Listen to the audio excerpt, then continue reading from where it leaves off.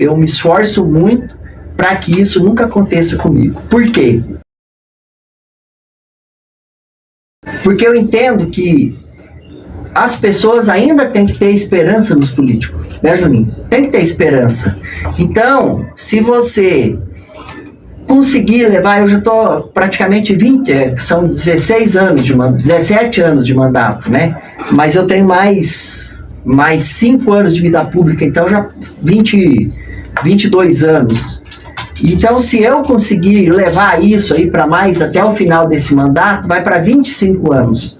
E é muito importante as pessoas usarem isso de referência. Por quê? Porque eles podem ter esperança que ainda tem possibilidade de ser justo na política, de ser justo na política. E oportunidade? Tem. Inclusive, muitos falam assim, Luizinho, você tem que se dar bem, você tem que se dar bem. Não, eu prefiro continuar fazendo bem.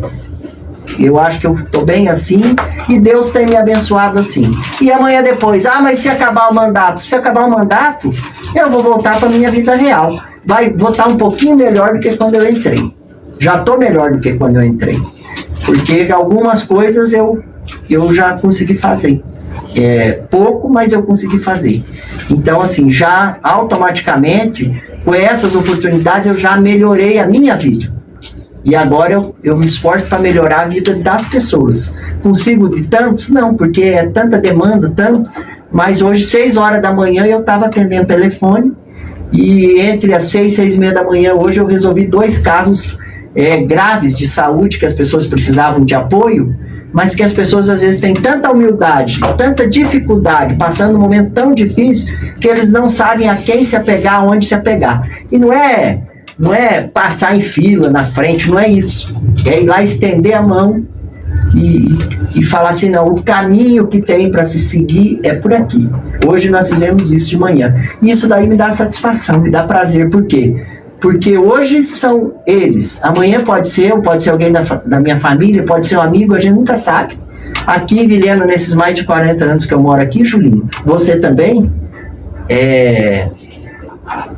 quantas pessoas que a gente já viu que eram poderosos e que hoje dependem do poder das pessoas, dos outros. E outros que às vezes também eram pessoas extremamente simples, que estão bem e que podem ajudar os outros. Então, essa vida ninguém sabe, é uma mudança toda hora. E a gente tem que, cada dia a gente tem que fazer a nossa parte a cada dia. Cada dia você tem que amanhecer, aquele dia eu tenho que viver esse dia, eu tenho que fazer a minha obrigação hoje. E amanhã é outro dia, amanhã a gente começa tudo de novo. É exatamente isso. Como é que você avalia aí a sua iniciativa e a sua avaliação na saúde do Estado e na saúde aqui do Cone Sul, de Vilhena? Como é que você avalia? Saúde do Estado é péssima. Espero que agora vai melhorar. O governador mudou o secretário, é um cara humilde. Eu sempre falo assim, eu acredito no atual secretário, no Coronel Jefferson, porque ele é um cara humilde, é um cara do diálogo, é um cara que gosta de agregar, de discutir, né, com mais pessoas, ideias, para ver se chega numa solução para resolver o problema. Então eu acredito que existe a grande possibilidade de melhorar, mas até agora ainda não aconteceu. Por quê? Porque não deu tempo. Na coisa pública, 3 meses, né, que a gente está entrando agora, aliás, 4 meses é muito pouco tempo, mas tem muitas coisas que estão sendo mudadas, pessoas sendo mudadas, projetos sendo mudados, para ver se a gente melhora a questão da saúde do Estado.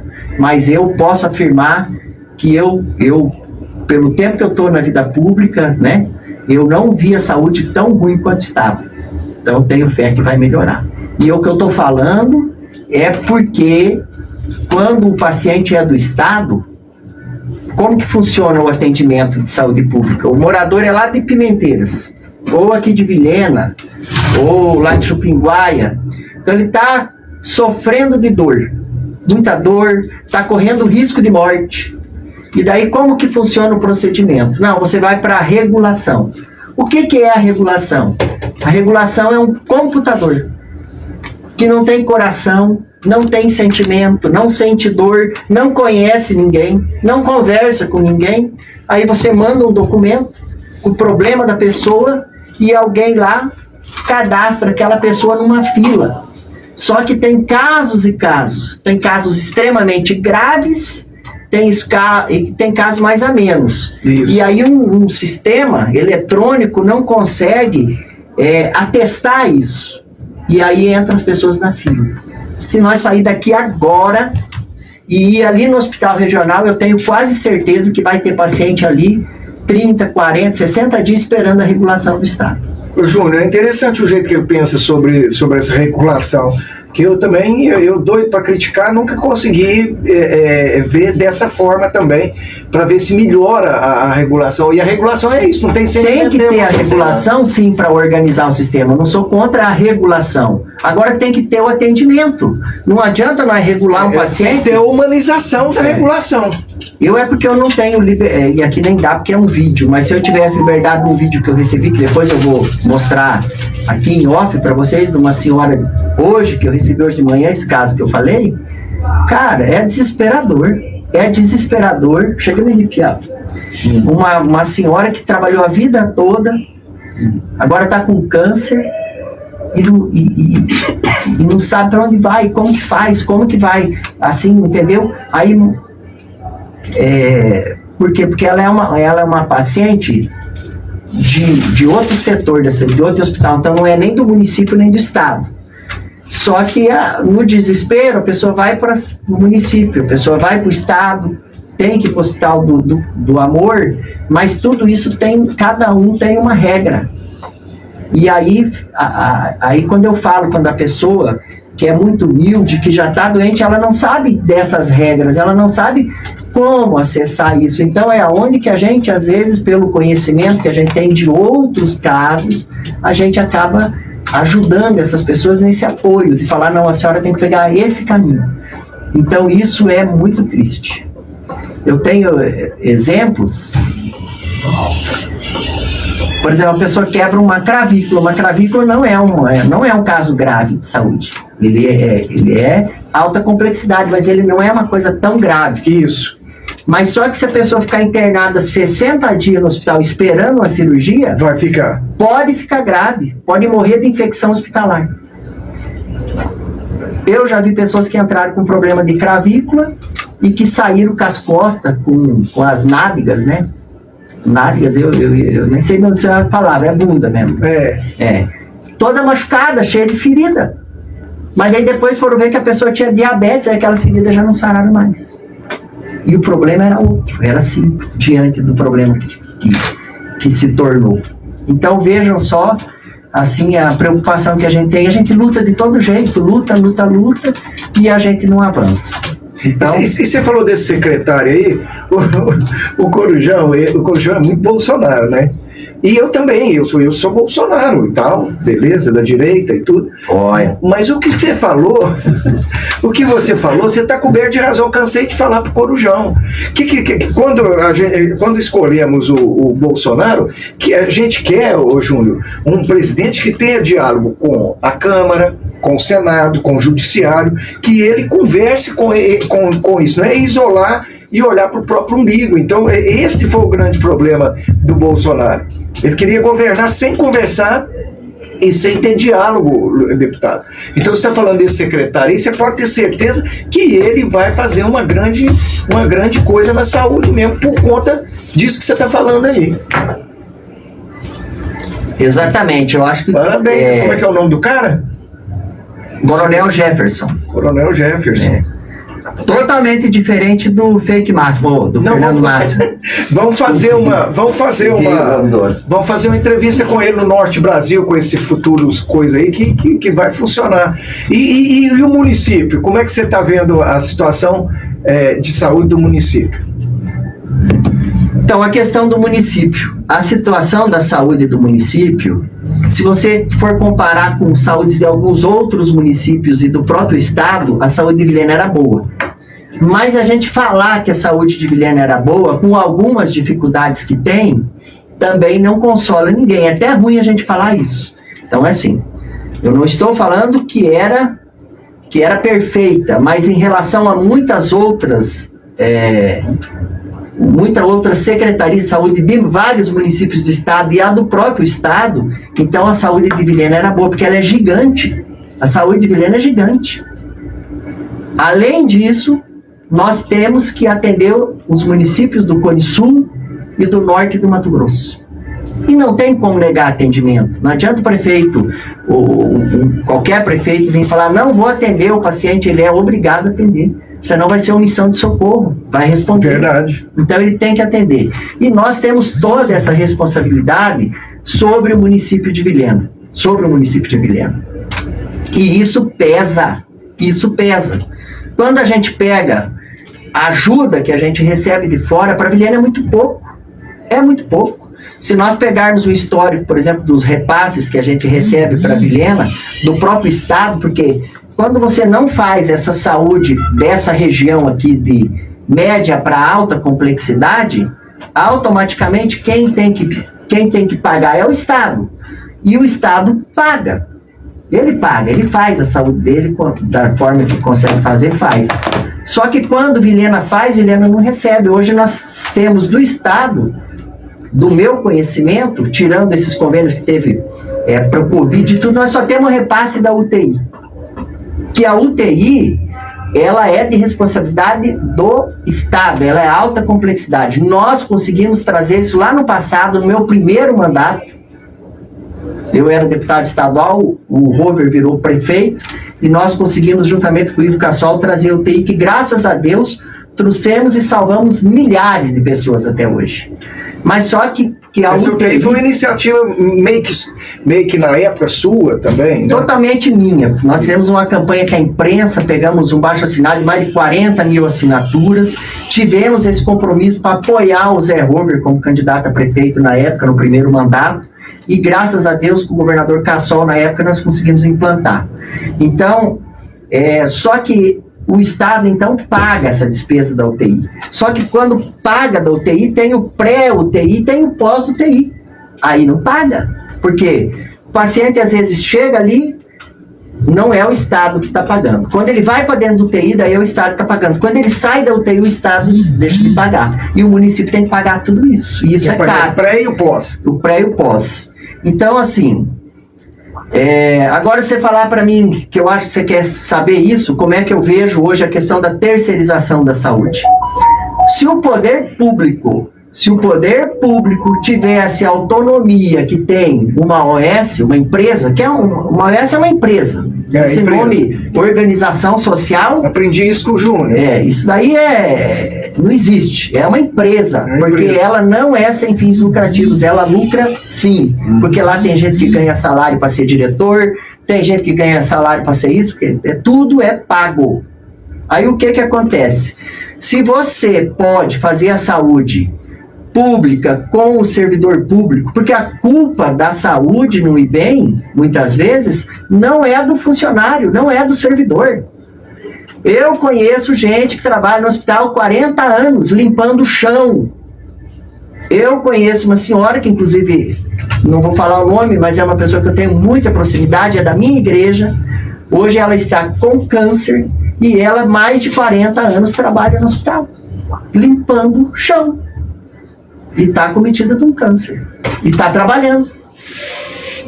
Por quê? Porque ela precisa ter a renda do salário dela. Porque com aquele salário, tem mais uma gratificaçãozinha e ela depende daquilo para comer. Ela não pode parar. Porque se ela parar, ela vai para o INSS, aí o salário é uma miséria, ela não consegue se sustentar. Então veja a situação do servidor público. Então eu acredito muito no servidor público. Porque a saúde não está sendo tocada com o servidor público? Tá. E com o portariado, agora não tem portariado, vai ter contratado, que é a mesma coisa. Pegaram os portariados e contrataram, que é a mesma coisa. Então são as mesmas pessoas. Agora, qual é a diferença? Que uma empresa ou uma OS quer comprar um remédio agora, vai lá e compra o remédio e paga e acabou. Quer pintar uma parede, vai lá e compra a tinta da cor que quiser e pinta. Quer contratar alguém para pintar, Contrata até o Juninho Pintor, que é contra o negócio ali da Chavante, mas pode contratar. Entendeu? Mas está sendo apoiado. Então, é diferente. Eles têm autonomia para fazer. Se o nosso prefeito Flori tivesse autonomia para fazer, isso, ele não precisava terceirizar. Da burocratização, né? Não precisava terceirizar. Agora, vou falar tudo, tá, Júnior? Que eu sei que você vai perguntar mesmo, você quer saber? Aí fala assim, Luizinho, você é contra ou a favor da privatização? No fundo, é uma ferramenta nova que o prefeito entendeu de implantar. Eu queria que tocasse com o poder público, porque o poder público passa o prefeito, passa o vereador, passa o secretário, e o poder público, o servidor público, ele continua. Então, ele tem capacidade de tocar. Mas o servidor público é impedido por algumas leis de fazer certas coisas para dar agilidade, para dar celeridade, para fazer funcionar. Pode esperar, né? E aí foi uma alternativa que o prefeito Flori entendeu que seria a solução, e eu até acho que é válido você tentar. Eu acho que é válido você tentar. Mas nós já vivemos isso aqui. Nós já vivemos isso aqui em Vilhena. Aqui teve uma OS chamada Pro Saúde, que inclusive, se eu não me engano, numa época foi administrada pelo Bandeira. Que é teu amigo pessoal. Vocês acho que são bem próximos, né? Isso. Que é meu amigo também, o Bandeira, já teve algumas demandas, algumas coisas de saúde, eu já fui pedir informação para ele. Mas naquela época, começou bem, e depois faltou dinheiro para tocar. E daí? E daí, como é que vai fazer? Então, assim, essa é a minha preocupação. Agora, é válido tentar qualquer coisa para melhorar o atendimento da saúde para a população. Agora, tudo a gente tem que pensar, não é só no hoje. Tem que pensar no amanhã e depois, porque a coisa pública, ela é sem fim, ela não tem fim. Ela tem o hoje, ela tem o amanhã e ela tem o depois da manhã. Então a gente tem que pensar em tudo isso. E aí nisso eu tenho uma preocupação. Eu ainda não conversei sobre esse assunto, nem com o prefeito, para saber desse custeio, como será feito. E também não conversei, nem conheço as pessoas que estão aqui representando essa OS, que é a Chavantes, né? Então eu não conversei para a gente saber, até porque eu sempre, em todas as gestões, eu sempre apoiei, todas. Eu tinha divergência, por exemplo, com a família Donadon, politicamente, mas quando a Rosane foi prefeita, eu apoiei. Inclusive, eu peguei emendas de outros municípios, emendas que eu tinha previsto para fazer alguma coisa em Vilhena, e na época o maior problema que nós tínhamos era saúde. Eu peguei todas as emendas que eu pude reverter, e reverti tudo para a saúde pública de Vilhena. Inclusive, com qual caminho? Devolvi o dinheiro para o Estado, e o Estado tinha medicamento, aqui nós não estávamos comprando, que tinha dado uma operação na época na saúde, então não tinha secretário, não tinha nem prefeito, e estourou uma bomba, era uma confusão. E o povo precisando de remédio para curar a dor. Eu fui lá e coloquei tudo para remédio, o governo na época carregou um caminhão de medicamento e trouxe aqui, nós entregamos para Vilhena. Então, assim, então a gente tem que resolver o problema da saúde. Agora, a ferramenta de todas, até hoje eu não vi nenhuma que deu solução total para o problema, né? Qualquer tentativa é válida, portanto, toda tentativa tem que ser carregada de muita responsabilidade, porque você tem que pensar no hoje, no amanhã e no depois, porque vai ter doente hoje, vai ter doente amanhã e vai ter doente depois. E uma coisa boa da política, Júnior e deputado, e a gente vai aprendendo, é que os políticos conseguem diferenciar as coisas. Você falou aí que você e os Donadon politicamente eram adversários, mas na época que o Melco ficou doente, você e a Rosângela, que foi num empresário aí, conseguiu tirar ele rápido daqui, que senão tinha moído. Inclusive teve um culto em homenagem lá, quem ajudou, né? Você, o empresário, não sei se pode falar que é o Moacir, acho que eu não vou falar que é ele, não. Que ele está escutando, ele escuta todo dia. Mas aí você foi lá e lutou pelo Mel, que e tudo, ele inclusive agradeceu. Eu fui no culto que ele te agradeceu, estava no culto lá.